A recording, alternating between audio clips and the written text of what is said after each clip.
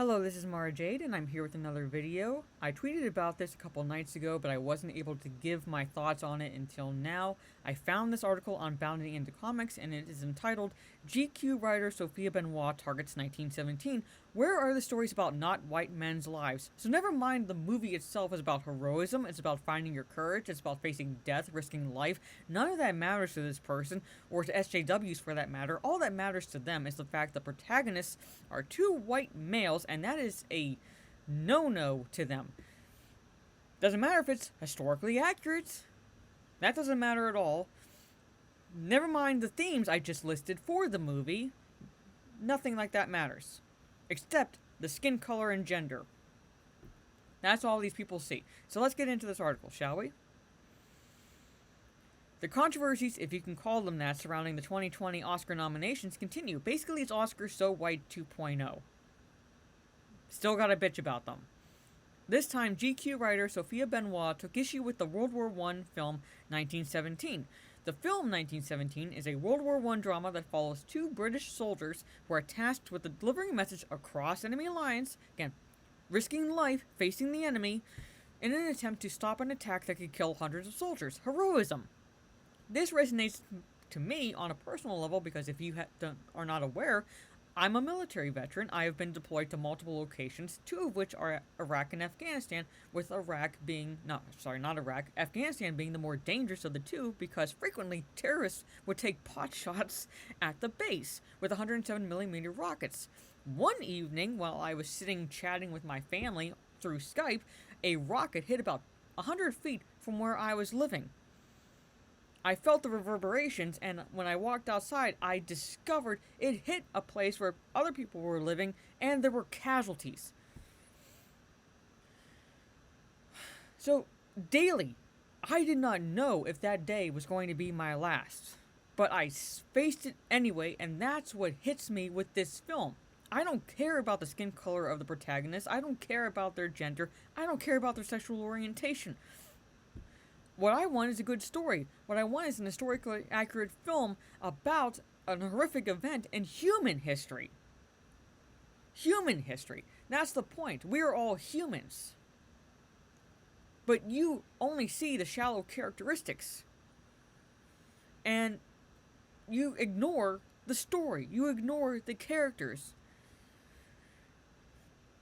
How superficial must your life be if that's all that matters to you? Alright, you can catch the trailer below. I'm not going to play it. Benoit specifically took issue with the fact that the film was even made and questioned why this type of war film is being made when she wants movies about not white men's lives. So it's basically a been there, done that. So how about this, Miss Benoit? There have been multiple movies about the Civil War, about pre-Civil War and during the Civil War centered on slavery. So how about this? How about it's a been there, done that, we have no more movies about that, so we don't talk about that point in American history. How about that? Does that work for you? Do you know how crucified someone would be if they were to say that? Off the bat, it's an ironic and overly ridiculous question if you just look at the number of times Little Women has been adapted to both film and TV. I'm a woman, I've seen about 3 versions of that film, and each version I don't like, doesn't resonate with me, it's not a story that I care for. But because I'm a woman, I'm supposed to love those types of movies because it stars women. That's all that matters. That's to them. That's all that matters to them about me, is the fact that what's between my legs. In a now deleted series of tweets, Benoit wrote, "I'm not upset," she puts it in quotes for some reason, "that there weren't many women in the movie 1917. I fucking get that there were not very many women in trenches. No shit, if you know history. The question is, why does that story keep getting told? Like I said, going back to, my point about the movies centered on Civil War and slavery. Those stories have been told too. How about this? We don't tell them anymore."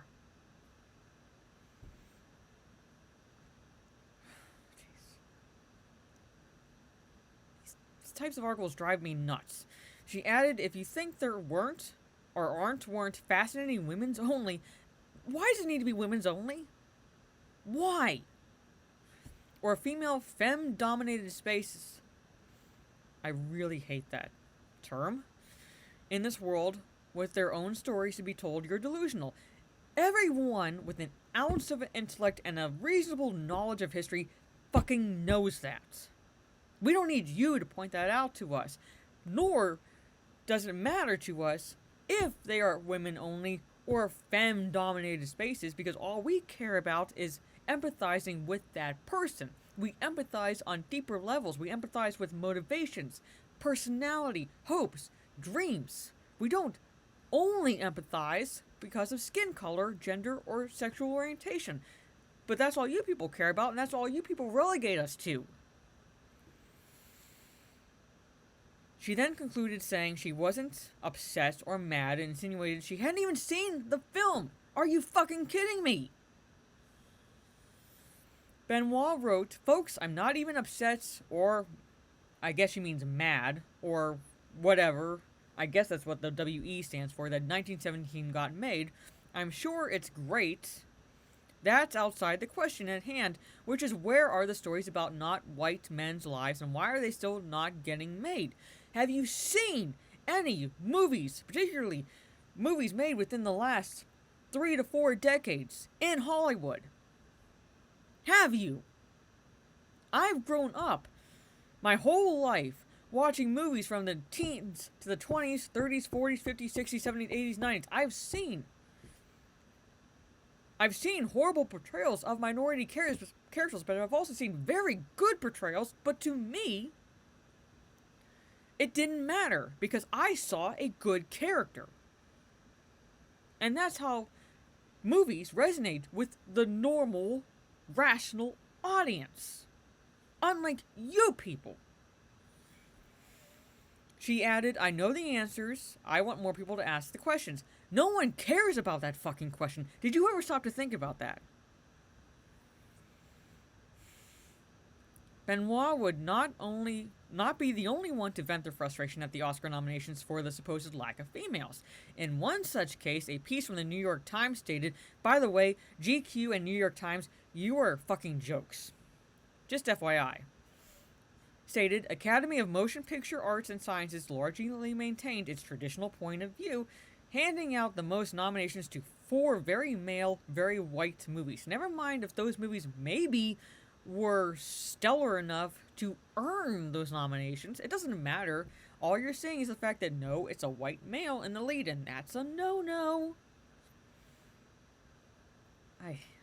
This article drives me nuts. You have no idea. Screen Rant's, again, joke. Kylie Donaldson wrote on Twitter, since the Oscars suck with representation of female filmmakers, here's a list of movies coming out in 2020 directed by women, basically relegating those people to what's between their legs.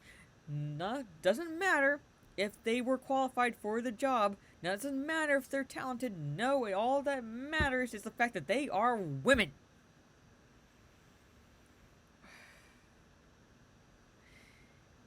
Dieppe, Tran, I believe that's how you pronounce the name, of the New York Times, was also highly critical of what she claims is a non-diverse pool of contenders for the Oscars. She even compared the list of nominations to the current Democratic primary, which I find hilarious, by the way.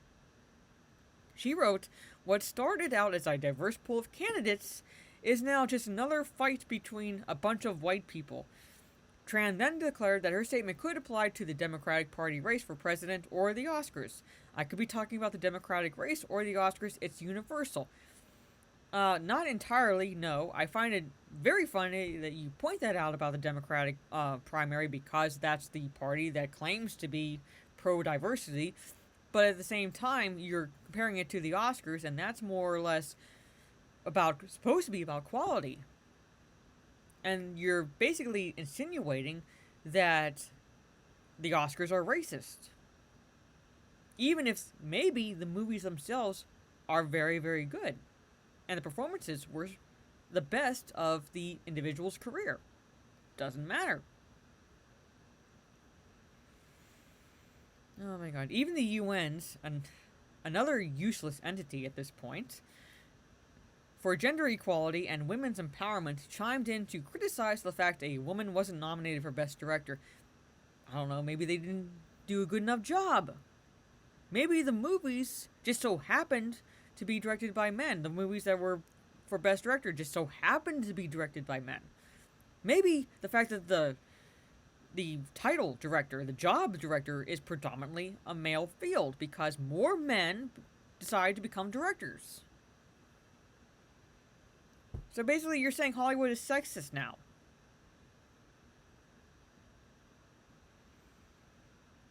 Oh my god. Progressive outlets Now This created a short video about the 2020 Oscar nominations calling them so white and so male. I guarantee that's going to start being trending in a short while if it's not already done so. Oscars so white and so male.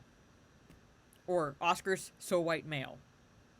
Interestingly enough, the video is not with some hypocrisy, as it recognizes the first Korean movie to be nominated for Best Picture. However, they lamented that none of the actors from the film got nominations in the acting categories. I don't know, maybe they didn't give a good enough performance. It's all subjective at this point.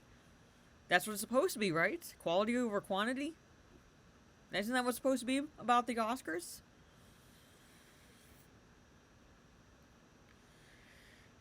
This isn't the first time the Oscars have come under fire for those who demand artificial representation. Back in 2015, the hashtag #OscarsSoWhite was created by activist April Rain to criticize the lack of minority representation in the lead and supporting actors categories. Again, it's all subjective. They completely ignore that.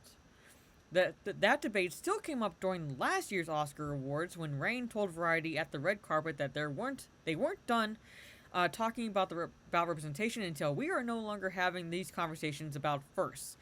We wouldn't be having these conversations if you guys would just stop bringing it up. It's like when Morgan Freeman was asked about race and he said, "Stop talking about it."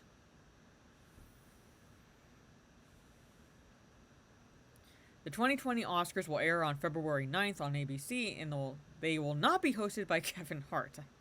Okay, yes, he got fired for controversial comments. I guess people remember that. I didn't see where the controversy was, but apparently they were controversial enough to get him booted from the Oscars. Never mind that the people who have been hired to host the Oscars have said a lot worse in the past, but they basically toe the approved line of talking points, and that's what all that matters to these people. But anyway, those are my thoughts on this article. Again, it's just the same old shit, different day with these people. Can we please have a month where we don't deal with this crap?